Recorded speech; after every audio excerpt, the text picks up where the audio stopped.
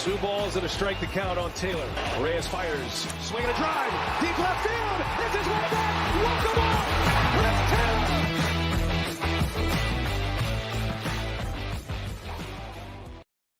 What's up, everybody? Welcome into DodgerHeads, presented by DodgerBlue.com. My name is Jeff Spiegel, joined today by Matt Moreno. As we record this, less than 5 hours to go before the trade deadline. And unfortunately, we're bringing to you some news that as Dodger fans, you're probably not going to be super excited about. But Juan Soto and Josh Bell are on their way to San Diego. Matt, we knew that the Dodgers, the Padres, the Cardinals were the three teams in it. It's been a roller coaster morning with this trade, and we'll get into that in a moment. But immediate reaction to seeing the confirmed trade of Juan Soto and Josh Bell to the Padres. Oh, man, it was sort of all over the place. I guess my initial reaction was, the Padres made sense from the standpoint of they're the more desperate team. AJ Preller has this reputation of doing, wheeling and dealing, whatever it takes. Then you see what the Nationals are receiving, and it's like, well, wait a minute. Like, the Dodgers really didn't necessarily want to get involved to sort of potentially, beat that, if you will. Yeah. I mean, I don't know. A little bit of everything. Yeah, I hear you. I mean, the package that they gave up seemed to be in the range of what we expected Soto on his own to net. And then for them to get Josh Bell in addition to it. The package was CJ Abrams, who was the number 10 prospect in baseball coming into the year. He was the 6th pick in 2019. Robert Hassel, who Keith Law just had as the number 18 prospect in baseball. He was the 8th pick in 2020. James Wood, who was the 44th best prospect, according to Keith Law, as well as Mackenzie Gore, who, dating back to when he was a top prospect in 2021, was the number 6 prospect. There was one other Padres prospect thrown in there as well, in exchange for Soto and Josh Bell. Josh Bell, who's got an OPS of about 875 this year with 14 home runs. Bell, of course, a free agent at the end of the year. What made this trade so fascinating was the Eric Hosmer piece, because then there were reports that Hosmer was included. The Padres were going to be paying basically all of his money, but the Nationals were going to have to eat $8 million in salary, which made even less sense. But then it comes out that Eric Hosmer has a no-trade clause, had not waived that no-trade clause, ultimately does not waive the no-trade clause, and is apparently staying in San Diego. So that aside, you look at the deal, and we're talking about, basically a number 10 prospect in baseball, 18, 44, and a guy who was a top 10 prospect a year and a half ago. It feels light. I'm with you. It feels like that's a deal that if we talked about the packages the Dodgers could have offered, and we're not talking about the Gavin Lux types, but Diego Cartaya, Bobby Miller, like, we're in that range. So for me, we talked a lot about, I don't get why the Dodgers did not get in. Like, are you confused about why Andrew Friedman couldn't match this deal? A little bit. And so, I trust Friedman. I think he has shown a willingness to definitely make these big trades. And so I'm going to give him some benefit of the doubt and assume that perhaps what the Padres were asking of the Dodgers was, unreasonable or just substantially more than maybe what they ended up getting from the Padres. And I know you and I've kind of joked about it, like the Dodgers tax. Like, I think it is real in some regard, because look, like, here's another example where it's like, well, wait a minute, like, all the pundits were saying if the Dodgers want to trade for just Juan Soto, it's going to be, XYZ plus this, that, and the other. Yeah. And then you look at what the Padres go and pull off for not only Juan Soto, but like you said, Josh Bell, who, is a rental. So fine. But, I don't know. I mean, it is a little surprising, but like I said, I'll give Friedman some benefit of the doubt and just assume that whatever the Padres may have said from the Dodgers was unreasonable. Yeah, and let me be clear. I agree with you. Andrew Friedman has earned our trust over the years. I won't understand why we couldn't match this. I laughed at Jim Bowden's proposals throughout of what it would cost the Dodgers. Apparently, he was right. It would have been much lighter than we were talking about. And yet, the Dodgers don't get it done, which means we ask another important question, again, with 4.5 hours left to go as we record this. Where do the Dodgers go now? Pablo Lopez was a name that was circulated last night by both the LA Times and The Athletic as the second target behind Juan Soto for the Dodgers. We know there's been interest in bats, JD Martinez, Joey Gallo, Ian Happ. There was a report just a few minutes before we record this from Mark Feinsand of MLB.com saying that Happ and David Robertson might be involved. Anthony Bass could be involved in a Pablo Lopez deal. So of those names, the Happ Robertson package, the Pablo Lopez and Anthony Bass package, JD Martinez by himself, Joey Gallo? Like, is there one of those deals that you like more than the other, without knowing, of course, what it would cost the Dodgers? Yeah, I think just strictly in a vacuum, the Hap Robertson combo would probably be the most intriguing and appealing to me, just because Hap does bring some versatility. He's a switch hitter, and Robertson I think gives you more insurance for your bullpen. As much as Blake Trinan is on an encouraging path and should return this season, like what if something goes wrong after he's back?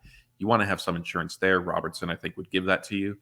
Uh, JD Martinez, like I said in one of our other shows and on our watch party Monday night, like he would intrigue me, like as a right-handed bat and a quote unquote slugger, like that fits I think what the Dodgers need. I know I've brought it up that on multiple recordings we've done. Somehow, one way or another, the Dodgers always need a right-handed hitter.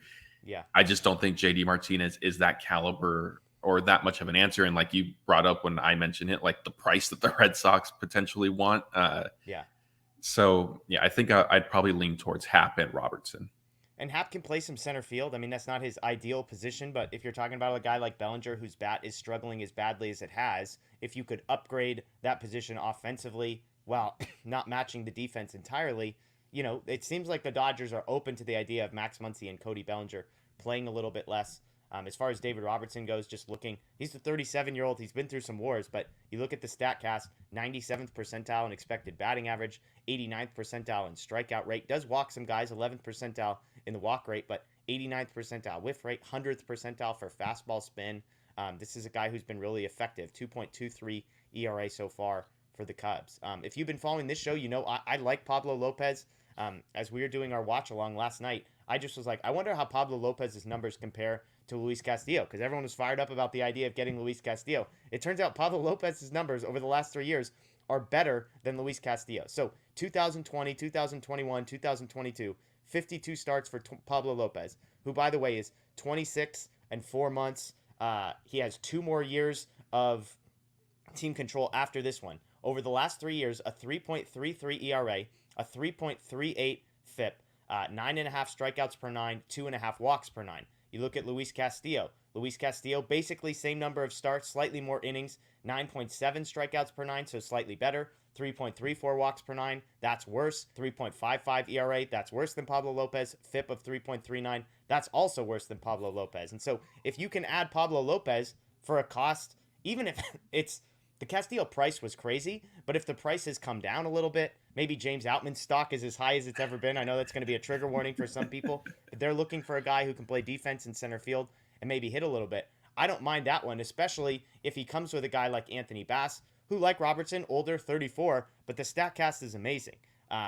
All red everywhere you look on his. The walk rate and the strikeout rate are both well above average, and so I kind of like that package. And who knows, maybe some of these, maybe you get Lopez and you get Bass, and then you go get JD Martinez. Like, it's not to say that they can't do one of these deals. We know they have tons of prospects. I think the question for me, Matt, you tell me if you agree, is the cost. I think the Dodgers have shown that they're going to be conservative in what they're willing to give up. They said no to Juan Soto because the price got too high.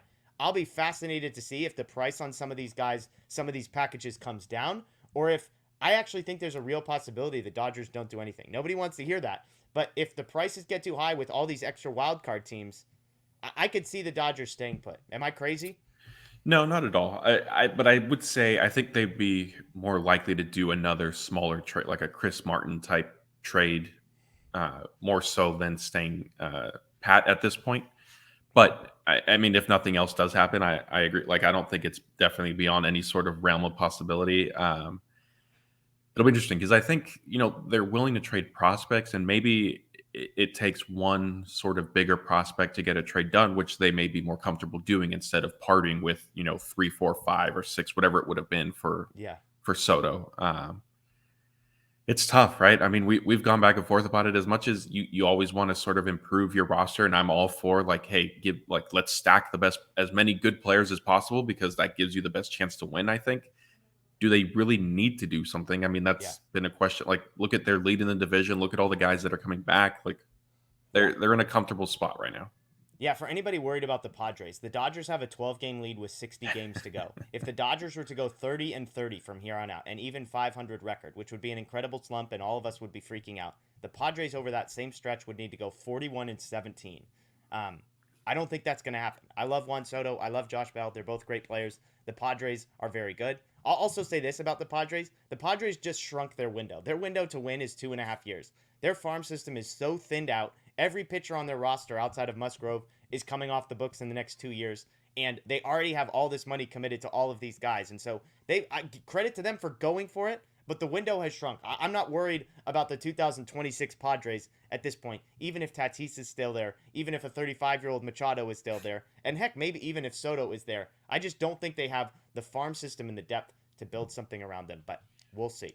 Obviously, tons of stuff happening today, so here's one programming note. We are going to be back live here on this channel at 4 p.m. Pacific time doing a live show. Daniel will be here. I'll be here. Matt might be here. Scott Gierman might be here. We're going to have tons of folks hopping in, reacting to whatever happens. Of course, if there's a big trade, we might get some content up before then, but definitely mark your calendars, 4 o'clock today. Subscribe, ring the notification bell here, because we'll be there. That's Matt Moreno. My name is Jeff Spiegel. As always, we appreciate you joining us. We'll see you next time.